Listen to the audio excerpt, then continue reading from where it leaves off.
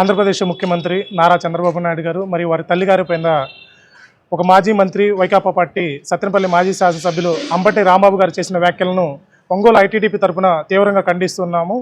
ఇటువంటి వ్యాఖ్యలు ఏవైతే ఉన్నావో ఏ రాజకీయ నాయకుడు కూడా ప్రత్యర్థి రాజకీయ పార్టీ నాయకుల మీద చేయకూడదు.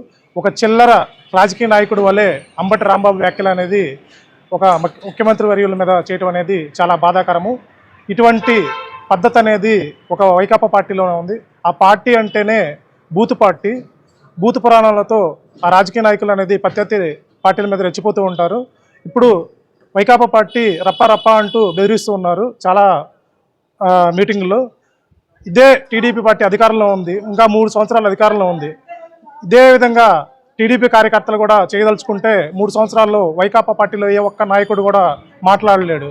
ఎందుకు చేతగాని మాటలు ఈ విధంగా మాట్లాడటము, ప్రజలను భయభ్రాంతులకు గురి చేయడం తప్పితే ఒక పార్టీ రాజకీయ విధి విధానాలు నచ్చకపోతే వాటి మీద పోరాడాలి.